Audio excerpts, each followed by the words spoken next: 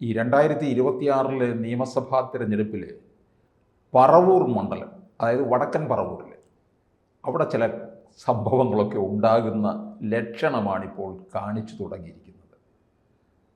അതിനെപ്പറ്റി അറിയാമല്ലോ, വടക്കൻ പറവൂരിൻ്റെ കാര്യങ്ങൾ. അതെ അതെ അതെ അതെ ചെറായി, ചേരാനെല്ലൂരൊക്കെ സമീപ പ്രദേശങ്ങളാണ്. ചരിത്രപരമായിട്ട് വലിയ പ്രാധാന്യമുള്ള പ്രദേശമാണ്. പിന്നെ ചേന്ദമംഗലം ഇതൊക്കെ ഉള്ള പ്രദേശമാണ്. അത് എറണാകുളം തൃശ്ശൂർ ജില്ലയുടെ ഭാഗത്ത് ബോർഡർ, ആലുവയ്ക്കടുത്ത്. ആലുവ വടക്കൻ പറവൂർ എന്ന് പറയണം എന്നാണ് അറിയപ്പെടുന്നത്. അതെ, ആലുവ ശിവരാത്രിയുടെ ആഘോഷമൊക്കെ നടക്കുന്ന സ്ഥലത്തു കൂടി കുറച്ചുകൂടെ നമുക്ക് ആ ഭാഗത്തേക്ക് കിഴക്കോട്ട് നീങ്ങുമ്പോൾ ഉള്ള തെരഞ്ഞെടുപ്പ് ചരിത്രം എടുക്കുമ്പം പ്രാധാന്യമുണ്ട്.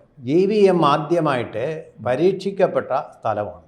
EVM ആദ്യമായിട്ട് അന്ന് CPIയുടെ ഒരു സ്ഥാനാർത്ഥിയായിട്ടുള്ള ശിവൻപിള്ള ചേട്ടൻ, ആരാധന ശിവൻപിള്ള ചേട്ടനാണ് മത്സരിച്ചത്. അദ്ദേഹം വിജയിച്ചത് 100-ൽ താഴെ വോട്ടുകൾക്കാണ് എന്നാണ് എൻ്റെ ഓർമ്മയിൽ നോക്കുമ്പോൾ. ആ വോട്ട് അത് പക്ഷേ UDF എതിർപ്പില്ലായിരുന്നു, LDF എതിർപ്പില്ല, ഒരു പാർട്ടിക്കും ഒരു എതിർപ്പുമില്ല. പക്ഷേ പിന്നെ കേസ് കൊടുത്തിട്ട് ആ തെരഞ്ഞെടുപ്പിൽ എന്തോ ആരോപണം ഉന്നയിച്ചുകൊണ്ട് വീണ്ടും അവിടെ റീകൗണ്ടിങ് നടത്തിയപ്പോൾ അതിൽ കോടതി വിധി ഇദ്ദേഹത്തിനെതിരായിട്ട് വന്നു. വീണ്ടും കേസ് നടത്തി, വീണ്ടും അനുകൂലമായി. അങ്ങനെ വലിയൊരു ട്വിസ്റ്റൊക്കെ വന്നിട്ടുള്ള ഒരു തെരഞ്ഞെടുപ്പാണ്. മെഷീൻ പരീക്ഷിച്ചത് നമ്മുടെ കേരളത്തിലാണ്. അന്ന് എതിർപ്പില്ലാത്തവരാണ്. തോറ്റു കഴിയുമ്പോൾ ഇപ്പോൾ എതിർപ്പുമായിട്ട് വന്നുകൊണ്ടിരിക്കുന്നത്. യാതൊരു വിശ്വാസ്യതയും EVMലല്ല വിശ്വാസ്യതയില്ലാത്തത്. അതിനെതിരെ വാക്കുകൾ പറയുന്ന രാഹുൽ ഗാന്ധിക്കും അതുപോലെ ഉള്ള അദ്ദേഹത്തിൻ്റെ ഈ പരിവാരത്തിനുമാണ് ശരിയായിട്ടും വിശ്വാസ്യത നഷ്ടപ്പെട്ടുകൊണ്ടിരിക്കുന്നത്. ഇലക്ഷൻ കമ്മീഷൻ പറഞ്ഞു, അതുപോലെ തന്നെ സുപ്രീം കോടതി പറഞ്ഞു പലതവണ, ഇതിനകത്ത് യാതൊരു വിധമായിട്ടുള്ള കുറ്റങ്ങളും ആരോപിക്കാൻ പറ്റുകയില്ല. അങ്ങനെയുള്ള സ്ഥാപനങ്ങൾ പറഞ്ഞതിനെ ധിഖരിച്ചുകൊണ്ട് വീണ്ടും ഇത് തന്നെ ആവർത്തിച്ചുകൊണ്ടിരിക്കുന്ന രാഹുൽ ഗാന്ധിയും സംഘവുമാണ് വാസ്തവത്തിൽ ഭരണഘടനയെ താഴ്ത്തിക്കെട്ടുകയും അപമാനിക്കുകയും ലംഘിക്കുകയും ചെയ്യുന്നത്. ഈ മണ്ഡലം രൂപീകൃതമായതിനു ശേഷം എനിക്ക് തോന്നുന്നു കൂടുതൽ തവണയും കോൺഗ്രസിനോടൊരു ആഭിമുഖ്യം വെച്ച് പുലർത്തുന്ന മണ്ഡലം. ഈ വോട്ടിംഗ് മെഷീനൊക്കെ ഉപയോഗിച്ചത് ശരി സമ്മതിച്ചു. പക്ഷേ ഏതാണ്ട് ഒരു 4-5 തവണ മാത്രമാണ് CPIക്കാരുടെ മണ്ഡലം CPI ജയിച്ചിട്ടുള്ളത്. നമ്മുടെ പന്ന്യൻ രവീന്ദ്രനും VD സതീശനെതിരെ മത്സരിക്കാൻ വേണ്ടി പോയിട്ട്, പിന്നെ ബാക്കി ഒരു 11 തവണയും കോൺഗ്രസ് ആണ് ജയിച്ചത്. ഇതിൽ 2001 മുതൽ VD സതീശനാണ് മണ്ഡലം നിലനിർത്തി വരുന്നത്. VD സതീശൻ്റെ ഒരു പാലയാണ് അത് വാസ്തവത്തിൽ. അത് വ്യക്തമായത് എനിക്കത് മനസ്സിലാക്കിയത് 2003 മുതൽ നോക്കുമ്പോൾ ഗ്രാഫ് നില ഉയരുകയാണ്. അദ്ദേഹത്തിൻ്റെ ഉയർന്നുകൊണ്ടിരിക്കുക. 2001 മത്സരിച്ച് വിജയിക്കുമ്പോൾ 7434 വോട്ടിൻ്റെ ഭൂരിപക്ഷമാണ്. ഞാൻ ഈ സ്ഥലത്തൊന്ന് പോയിരുന്നു, VD സതീശൻ്റെ വീട് പോയിരുന്നു. അപ്പം ഞാൻ അവിടെ എല്ലായിടത്തും ഒരു കൗതുകത്തിന്, ഒരു പത്രപ്രവർത്തനമൊന്നും അല്ല, കൗതുകത്തിന് VD സതീശൻ എങ്ങനെയുണ്ടെന്ന് ഈ കാണുന്നവരൊക്കെ ചോദിക്കും. സാധാരണ ഇങ്ങനെയൊക്കെ പറയും ചില ആൾക്കാർ, ഒരു ഗുണമില്ല. പന്തളത്ത് MN ഗോവിന്ദൻ നായർ ജയിച്ചതിന് ശേഷം പറഞ്ഞു, MN പന്തളത്തിന് വേണ്ടി എന്ത് ജയിച്ചു എന്നുള്ള ഒരു നെഗറ്റീവ് കമൻസാണ് പലപ്പോഴും ആൾക്കാരിൽ നിന്ന് വന്നുകൊണ്ടിരുന്നത്. ഞാനും തീരെ ചെറുതാണ് ആ സമയത്ത്. പക്ഷേ പറവൂരിൽ വടക്കൻ പറവൂർ, കാരണം തെക്കിലൊരു പറവൂറും കൂടെ ഉണ്ട് എറണാകുളത്തിന് മുമ്പ്, അതുകൊണ്ടാണ് ഈ പേര് വന്നത്. ഈ വടക്കൻ നോർത്ത് പറവൂർ, അവിടെ പോയി ആളുകളോടൊക്കെ ചോദിച്ച പലതരത്തിലുള്ള ആൾക്കാരുമായിട്ട്, ഓട്ടോറിക്ഷ തൊഴിലാളികളെ അവിടെ, അതുപോലെ തന്നെ തീരെ കയറിൻ്റെ പരിപാടിയൊക്കെയുള്ള സ്ഥലമാണ്, അതിൻ്റെ തൊഴിലാളികളോട്, കർഷകരോട്, അതുപോലെ ഉദ്യോഗസ്ഥരോടൊക്കെ ചോദിച്ചാൽ പൊതുവേ നല്ല മതിപ്പാണ്, നല്ല ആളാണ്. VD സതീശൻ്റെ വീടെല്ലാവർക്കും അറിയാവുന്നതാണ്. അപ്പോൾ ജനകീയനായിട്ട് അറിയപ്പെടുന്ന ഒരു ശരിക്കും KM മാണിയാണ് ആ മണ്ഡലത്തിൽ. അദ്ദേഹം ഈ ഗ്രാഫ് നില ഉയർത്തിയിട്ടുണ്ട്. 2021 വരുമ്പോൾ ഭൂരിപക്ഷം 20,000-ന് മുകളിലോട്ടങ്ങ് കുതിക്കും. 2006 പിന്നെ 7792 വോട്ടാണ് ഭൂരിപക്ഷം നേടിയത്. 2006 കേരളം മുഴുവൻ LDF തരംഗമല്ലേ, VS അല്ലേ മുഖ്യമന്ത്രിയായിട്ട് വരുന്നത്. പിന്നെ 2011 ഉമ്മൻചാണ്ടി മുഖ്യമന്ത്രിയാകുന്ന സമയത്ത് അന്നത്തെ ഭൂരിപക്ഷം എന്ന് പറഞ്ഞാൽ 11,349 വോട്ടിൻ്റെ. അപ്പോൾ ഇവിടെ ഞാൻ കണ്ടിട്ടുള്ളൊരു കാര്യം, നമ്മളിപ്പോൾ പാലാ മണ്ഡലത്തിലേക്ക് പോയി, അവിടെ ഞാൻ പോയിട്ടുണ്ട്.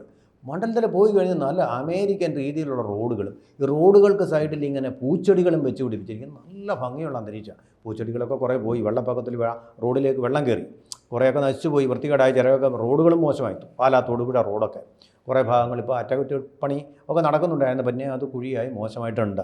അതങ്ങനെ ഇരിക്കട്ടെ. പക്ഷേ ഈ മണ്ഡലത്തിൽ ചെന്നാൽ പുരോഗതിയുടെ യാതൊരു ലക്ഷണവും കാണാനില്ല. അതിപ്പോഴും ഒരു കുഗ്രാമമായിട്ട് ഉള്ള ലക്ഷണങ്ങളുമായിട്ടാണ് നിൽക്കുന്നത്. വലിയ പുരോഗതി പാലായിൽ കെ എം മാണി കൊണ്ടുവന്നതുപോലുള്ള ഒരു പുരോഗതിയൊന്നും പല ഊഴങ്ങളായിട്ട് ജയിച്ചെങ്കിലും വി ഡി സതീശൻ അവിടെ കൊണ്ടുവന്നിട്ടില്ല. പിന്നെ അദ്ദേഹത്തിൻ്റെ വിജയരഹസ്യം എന്താണെന്ന് വെച്ചാൽ അഴിമതിയില്ലാത്ത ഒരാളെന്നുള്ള പ്രതിച്ഛായയോ കള്ളമില്ലാത്ത ഒരാളെന്നുള്ള പ്രതിച്ഛായയോ ഒക്കെ ആയിരിക്കും. പക്ഷേ ഇദ്ദേഹം കുറച്ച് മുൻകൂറും അതുപോലെ തന്നെ എടുത്തറിച്ച പോലെ വാക്കുകൾ ഉപയോഗിക്കുകയും ചെയ്യുന്ന ആളാണ്. തോമസ് ഐസക്കിന് LDF ബുദ്ധിജീവിയായിട്ട് നിൽക്കുന്ന ഐസക്കിനോട് ഏറ്റുമുട്ടാൻ പറ്റിയ ഒരാൾ UDF ഉണ്ടെങ്കിൽ അത് സംവാദങ്ങളിൽ നമ്മുടെ അവതരിപ്പിച്ചിരുന്ന സംവാദങ്ങളിൽ പലതവണ വന്നിട്ടുണ്ട്. നല്ലൊരു ഡിബേറ്ററാണ് അദ്ദേഹം. പക്ഷേ ഇദ്ദേഹം തന്നെ ഒരിക്കൽ കൈരളി ചാനലിൽ പോകാൻ വേണ്ടി പിന്നെ അത് ആരോ അവതരിപ്പിക്കുന്ന ഒരു പിന്നെ അവിടുത്തെ ഒരു ചർച്ച, പ്രൈം ടൈം ഡിബേറ്റ്, അതിനുവേണ്ടി പോകാൻ വേണ്ടി അക്ഷമ കാണിച്ചു. നമ്മൾ കൊടുത്തിരുന്ന സമയം 8 മണി മുതൽ 9 മണി വരെയാണ്. 8:45 ഇയാൾക്ക് പോകണമെന്ന് പറഞ്ഞ് ലൈവ് ചർച്ച പോയിക്കൊണ്ടിരിക്കുക. അയാൾ ബഹളം തുടങ്ങി. ബഹളം. കൈരളിയുടെ വണ്ടി ദൂരദർശൻ്റെ മുമ്പിൽ വന്ന് കിടപ്പുണ്ട് ഇദ്ദേഹത്തെ കൊണ്ടുപോകാനായിട്ട്. അവർ വിളിച്ചതായിരിക്കണം, ഫോണിൽ കൂടെ വിളിച്ചിട്ട് സമ്മർദ്ദം ചെലുത്തി. കൈരളിക്ക് അന്നും വലിയ വ്യൂവർഷിപ്പില്ല, ഇന്നും വ്യൂവർഷിപ്പില്ല. ഈ ദൂരദർശൻ എന്ന് പറഞ്ഞാൽ അന്ന് കോൺഗ്രസ്സാണ് വിളിക്കുന്നത്. ഒഫീഷ്യൽ ഇലക്ട്രോണിക് മീഡിയത്തിലിരുന്നു കൊണ്ട് കൈരളിക്ക് ചാനലിലേക്ക് പോകാൻ ഇദ്ദേഹം കാണിച്ച ഒരു, നമ്മളോട് പറഞ്ഞിരിക്കുന്നത് ഏർപ്പെടുത്തി 1 മണിക്കൂർ ചർച്ചയാണല്ലോ, നമ്മൾ സ്ഥിരമായിട്ട് അങ്ങനെ പറയുന്നത്. 9 മണിക്ക് വണ്ടി റെഡിയാണ്. അപ്പോൾ ഇത് 8:45 ഇറങ്ങിയപ്പോൾ അവിടുന്ന് ചർച്ചയ്ക്കിടയിൽ നിന്ന് ഇറങ്ങി. അപ്പോൾ വണ്ടി റെഡിയല്ല. അദ്ദേഹം തിരിച്ച് പറഞ്ഞ ഒരു വാക്യമാണ്, ഡ്യൂട്ടി ഓഫീസറാണ് അവിടെ ഉള്ളത്, ഫ്രണ്ട് ഓഫീസിലുള്ളത്. ചുമ്മാ ഒരുമാതിരി തോന്നിയാസം കാണിക്കരുത് കേട്ടോ. നമ്മൾ ഈ 8:45 കാർ അറേഞ്ച് ചെയ്ത് പിന്നെ കൈരളിയിലേക്ക് അദ്ദേഹം പോയി ചർച്ചയിൽ പങ്കെടുത്തു. ഈ CPMൻ്റെ ചാനലിൽ സ്വന്തം ചാനലായിട്ട് കോൺഗ്രസ് കരുതുന്നത് ദൂരദർശനെ ഉപേക്ഷിച്ചുകൊണ്ട് കൈരളിയിലേക്ക് പോകാൻ അദ്ദേഹം കാണിച്ച വ്യഗ്രത. അവിടെ ശരത്ത് വിളിക്കുന്നു പറഞ്ഞാണ് പോയത് അദ്ദേഹം. ഓർക്കുന്നു? അങ്ങനെ ഒരു ബഹളം വെച്ചുകൊണ്ട് പോയി ഒരു വലിയ എടുത്തുചാട്ടം ഇദ്ദേഹത്തിനുണ്ട്. ആ ഒരു എടുത്തുചാട്ടത്തിൻ്റെ ഒരു പ്രവണതയുണ്ട്. ഞാൻ ഈ വിഷയം ഇപ്പോൾ എന്താ എടുത്തിട്ടെന്ന് ചോദിച്ചാൽ, ഈ കോൺഗ്രസ്സിലെ മുഖ്യമന്ത്രിയാകാൻ ഭൈമി കാമുകന്മാർ നിരവധി ഉണ്ട്. അപ്പോൾ ഇതിനകത്ത് VD സതീശനെ തകർക്കാനായിട്ട് ഒരു സംഘം കോൺഗ്രസ്സിനകത്ത് നീങ്ങുന്നുണ്ട്. കാരണം നമുക്കറിയാം LDF ഒരു ചരിത്രം നമ്മൾ നോക്കുമ്പോൾ VS പറ്റി പറയണം. VS പിന്നെ ജയിച്ചു വരുമ്പോൾ LDF തോക്കും. LDF ജയിച്ചു വന്നിട്ടുള്ളപ്പോൾ VS തോറ്റിട്ടുമുണ്ട്. അങ്ങനെയാണല്ലോ സംഭവിച്ചുകൊണ്ടിരുന്നത്. അപ്പോൾ VS മുഖ്യമന്ത്രി പദം മോഹം പാർട്ടി തന്നെ തകർക്കുന്നു എന്ന് പറഞ്ഞതുപോലെ ചെന്നിത്തലയ്ക്ക് മുഖ്യമന്ത്രി ആരാരിക്കുളത്തെ പുള്ളി തോറ്റു കഴിഞ്ഞപ്പോൾ VS ശരീരഭാഷ ഒന്ന് കാണേണ്ടതായിരുന്നു. അന്ന് LDF ജയിച്ച് കയറി, അത് തോറ്റു കഴിഞ്ഞപ്പോൾ പുള്ളി അവിടെ ഇരുന്നും കൊണ്ട് ആ ശരീരഭാഷയെ നിരാശപ്പെട്ടുകൊണ്ട് അദ്ദേഹം പറഞ്ഞൊരു ഇതിനെക്കുറിച്ച് അന്വേഷണം നടത്താൻ അട്ടിമറി നടന്നിട്ടുണ്ടെന്ന്. ആ നിരാശ അദ്ദേഹത്തിൻ്റെ മുഖത്ത് ആ ശരീരഭാഷയിൽ മുഴുവൻ പ്രതിഫലിച്ചു. തോമസ് ഐസക്ക് ആരൊക്കെയോ ചേർന്ന് പാലം വലിച്ചു എന്നായിരുന്നു അന്ന് അദ്ദേഹത്തിൻ്റെ ആരോപണം. വലിയ ഒരു ബനിയനും സ്വാഭാവികമായിട്ട് അദ്ദേഹം അങ്ങനെയൊക്കെ ഇരിക്കാറുണ്ട്. ഒരു ബനിയനും ഇട്ടുകൊണ്ടിരുന്ന് അദ്ദേഹം നിരാശയോടുകൂടി പറഞ്ഞു. എനിക്ക് മനസ്സിലാവുന്നില്ല എങ്ങനെ മാരാരിക്കുളത്ത് ഇത്രയും ജനകീയനായിട്ടുള്ള ഒരു നേതാവ് തോറ്റു എന്നുള്ളത് എനിക്ക് ഇന്നും മനസ്സിലാവാത്തൊരു വിഷയം. അങ്ങനെ പല അത്ഭുതങ്ങളും പലപ്പോഴും സംഭവിച്ചിട്ടുണ്ട്. അത് നമ്മളൊരു പരമ്പരയായിട്ട് ചർച്ച ചെയ്യേണ്ട കാര്യമുണ്ട്. VD സതീശൻ്റെ കാര്യത്തെ നമ്മൾ പറയാൻ വന്നത് ആ പോയിന്റിലേക്ക് വന്നാൽ അല്ല, എനിക്ക് സംശയം ഉള്ളത് അതാണ്. ഇത്തരത്തിൽ VD സതീശനെ തകർക്കാനായിട്ടുള്ളൊരു സംഘം പ്രവർത്തിക്കാൻ മാരാരിക്കുളത്ത് VS തോൽപ്പിക്കുക അസാധ്യമെന്ന് പറഞ്ഞ പോലെ അസാധ്യമായ കാര്യമാണ് നോർത്ത് പറവൂരിൽ, അതായത് വടക്കൻ പറവൂരിൽ VD സതീശനെ തോൽപ്പിക്കുക എന്നുള്ളത്. കാരണം ജനസമ്മതി വളരെയധികം അദ്ദേഹത്തിന് ആ മണ്ഡലത്തിൽ. അതിനകത്ത് ഞാൻ കാണുന്ന ഒരു കാര്യം, ഈ VD സതീശൻ ഈ സുകുമാരൻ നായരുടെ തിണ്ണ നിരങ്ങാൻ പോകാറില്ല. അല്ല, തിണ്ണ നിരങ്ങാൻ പോകാറില്ലെന്ന് മാത്രമല്ല, ഈ പറഞ്ഞ ധിക്കാരത്തോടു കൂടി, ഞാൻ നേരെ പറഞ്ഞ എടുത്തുചാട്ടത്തോടു കൂടി അദ്ദേഹം പറയുന്നത്. അങ്ങനെ സമുദായ നേതാക്കന്മാരുടെ തിണ്ണ നിരങ്ങേണ്ട കാര്യമൊന്നും കോൺഗ്രസിനില്ല എന്നാണ് പറഞ്ഞത്. അതെനിക്ക് ഓർമ്മ പണ്ട് അത് കഴിഞ്ഞിട്ട് തെരഞ്ഞെടുപ്പിന് നിന്നപ്പോഴേ ഇതുപോലെ സംഭവം ഉണ്ടായിട്ടില്ല. ആരോ പറഞ്ഞു അവിടെ അന്ന് മന്നത്തോപ്പിനവനാന്ന് തോന്നുന്നല്ലേ, മന്നത്തെ ഒന്ന് പോയി കാണണം എന്ന് ആരോ പറഞ്ഞു, പാർട്ടിയിലുള്ള ആരോ. അദ്ദേഹത്തിന് സമയം കിട്ടുമ്പോൾ ഒന്ന് എന്നെ ഒന്ന് കാണൂ എന്നാണ് തോപ്പിൽ ഫാസി പറഞ്ഞത്. തോപ്പിൽ ഫാസി ആരാണ്? തോപ്പിൽ ഫാസിക്ക് അത് പറയാം, കാരണം ഇടതുപക്ഷത്തിൻ്റെ ആളാണ്. കോൺഗ്രസിന് അത് പറ്റില്ല. കാരണം അവർ തന്നെ സമ്മതിച്ചിട്ടുള്ള ഒരു കാര്യമാണ്, സമുദായ സംഘടനകളുടെ പിന്തുണയോടുകൂടിയേ ഞങ്ങൾക്ക് ജയിക്കാൻ പറ്റൂ. അവർക്കറിയാതെ രമേശ് ചെന്നിത്തല സമുദായ സംഘടന മാത്രമല്ല, ചിലപ്പോൾ ബി ജെ പിയുടെ ബി ടീമായിട്ട് കരുതപ്പെടുന്ന RSSൻ്റെയും കൂടെ സഹായം കിട്ടിയാലും വേണ്ടെന്ന് പറയില്ല. അങ്ങനെ ജയിക്കാൻ പറ്റുമോ അവർക്ക്? കാരണം CPM-നെ തോൽപ്പിക്കാൻ വേണ്ടി RSS പലപ്പോഴും കോൺഗ്രസ്സിന് വോട്ട് ചെയ്തിട്ടുണ്ട്. അതിൻ്റെ ഒരു ഗുണഭോക്താവ് തന്നെയാണ് രമേശ് ചെന്നിത്തല. അദ്ദേഹത്തിനും അതറിയാം. രാഷ്ട്രീയമായിട്ട് ഞാൻ ഒരു നിലപാടെടുക്കും. രാഷ്ട്രീയമായിട്ട് നിലപാടെടുത്ത ശരി ഞങ്ങൾക്ക് രാഷ്ട്രീയമായിട്ട് ഇങ്ങനെ പറഞ്ഞേ പറ്റൂ എന്ന് പറയുന്ന ഒരു അഡ്ജസ്റ്റ്മെൻറ്റ് രാഷ്ട്രീയത്തിലേക്ക് അവർ പോകാറുണ്ട്. എനിക്കിതിനകത്ത് വേറെ ചില സംശയം ഉണ്ടാകുന്നത്, VD സതീശനെ തകർക്കാനായിട്ട് അങ്ങനെ കോൺഗ്രസിനകത്ത് തന്നെ ഒരു നീക്കം നടത്തുന്നതിന് വേറെ ചിലരുടെ സഹായം കൂടി ഉണ്ടാകും. കാരണം VD സതീശൻ ജൂനിയറാണ്, അതിലും സീനിയർ ആണല്ലോ ചെന്നിത്തല. ഈ VD സതീശനെങ്ങാനും മുഖ്യമന്ത്രി ആയിക്കഴിഞ്ഞാൽ കുഞ്ഞാലിക്കുട്ടി ഉപമുഖ്യമന്ത്രി ആയിട്ടിരിക്കുന്നത് അദ്ദേഹത്തിന് ഒരിക്കലും ആ ഒരു സീനിയോറിറ്റി വെച്ച് നോക്കുമ്പോൾ ബുദ്ധിമുട്ടുള്ള ഒരു കാര്യമാണ്. ഇത് തന്നെ ആയിരുന്നു കുഞ്ഞാലിക്കുട്ടിക്കോ കുഞ്ഞാലിക്കുട്ടിക്ക് ബുദ്ധിമുട്ടുണ്ടാകും. കാരണം VD സതീശനേക്കാൾ മുമ്പ് MLA-യും മന്ത്രിയുമായിട്ടുള്ള ഒരാളാണ്. ഇത് തന്നെയാണ് പിന്നെ KM മാണിക്ക് ഉണ്ടായിരുന്നത്. KM മാണി എത്ര കാലം അല്ലേ പിന്നെ MLA മന്ത്രിയായിട്ടിരിക്കുന്നു, അദ്ദേഹത്തിന് മുഖ്യമന്ത്രിയാകാൻ കഴിഞ്ഞില്ല. മുഖ്യമന്ത്രിയാകാനുള്ള ആഗ്രഹത്തിലേക്ക് കടന്നപ്പോഴാണ് പാർക്കോഴ ഇറങ്ങി വന്നതൊക്കെ നാണം കുണുങ്ങി അങ്ങോട്ട് പോകാൻ തുടങ്ങിയപ്പോഴാണ് കോഴ കൊണ്ടുവന്നൊരു പൊട്ടിച്ചു എന്ന് പറഞ്ഞതുപോലെ ഇവിടെ ഇനി എനിക്ക് സംശയം ഈ അട്ടിമറിയില് അങ്ങ് കോൺഗ്രസ് പറഞ്ഞ ഒരു കാര്യം കൂടെ പറയാം. നമ്മൾ ഇങ്ങനെയുള്ള ചർച്ചയായുണ്ട്. അങ്ങനെ മുഖ്യമന്ത്രിയാവാൻ നാണം കുണുങ്ങി അങ്ങോട്ട് പോകുന്നവർ ശരിക്കും അനുഭവിക്കും. അവിടെ മുഖ്യമന്ത്രിയായി കഴിയുമ്പോഴെന്ന് കോൺഗ്രസ് ഒരു വാക്ക് പറഞ്ഞെന്നാലും ഒരു വാക്യം പറഞ്ഞിരുന്നു. KM മാണിയെ കളിയാക്കിക്കൊണ്ട് തന്നെ നാണം കുണുങ്ങി മറ്റേ അത് ആണെന്നോ വീക്ഷണത്തിൻ്റെ എഡിറ്റോറിയലില്ല. നാണം കുണുങ്ങി പോകുന്ന ആളെന്ന് ഒരു നാണവും ഉണ്ടായിരുന്ന അദ്ദേഹം സംസാരിക്കുമ്പോഴെല്ലാം ഒരു ചെറിയ നാണം കൂടി ഉള്ള ആളാണ് അദ്ദേഹം. വളരെ ചേരുന്ന ഞാൻ ഈ രാഷ്ട്രീയം പറയുകയല്ല, ഒരു പത്രാധിപർ എന്നുള്ള നിലയിൽ നല്ല ഒന്നാന്തര ഒരു വാക്യമാണ് ആ മുഖപ്രസംഗത്തിൽ. അപ്പോൾ എനിക്ക് സംശയം ചെന്നിത്തലയ്ക്ക് വേണ്ടി ലീഗും ഒരു കളി കളിക്കുമോ എന്നുള്ളതാണ്.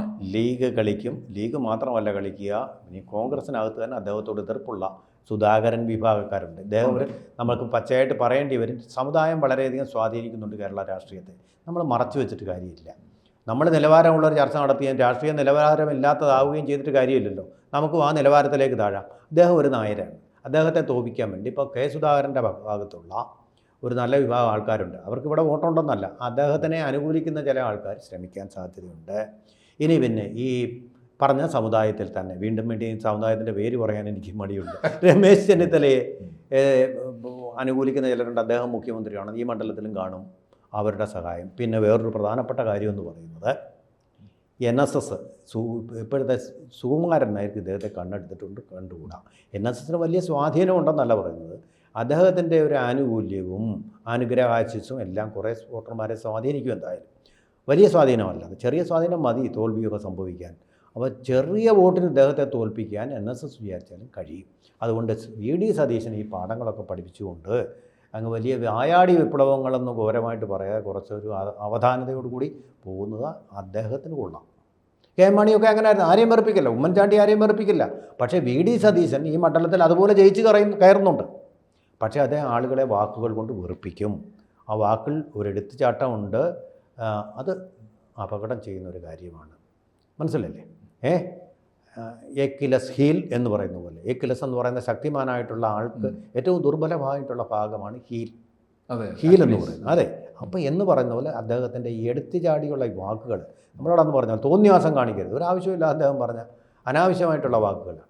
അതുപോലെയുള്ള എടുത്തുചാട്ടങ്ങൾ സുധാകരനെതിരെ അദ്ദേഹം ഉപയോഗിച്ച് കഴിഞ്ഞാൽ അത് ഗുരുത്വദോഷമായിട്ട് വരും, അത് വലിയ കുഴപ്പമായിട്ടും വരും എന്നുള്ളത് തന്നെയാണ് നമ്മൾ കാണേണ്ടത്. രമേശ് ചെന്നിത്തല അന്നൊന്ന് എടുത്തിയാടി കോട്ടയം പഞ്ചായത്ത് പ്രസിഡന്റ് സ്ഥാനത്തിന് വേണ്ടി എടുത്തിയാടിയതിൻ്റെ ഫലമാണിന്നും കോൺഗ്രസ് അധികാരത്തിന് പുറത്ത് കിടന്ന് അനുഭവിക്കുന്നു കേരളത്തിൽ. കൂടുതൽ വാർത്തകളും വിശേഷങ്ങളും നിങ്ങളിലേക്ക് എത്താൻ ABC മലയാളം സബ്സ്ക്രൈബ് ചെയ്യുക, ബെൽ ബട്ടണും അമർത്തുക.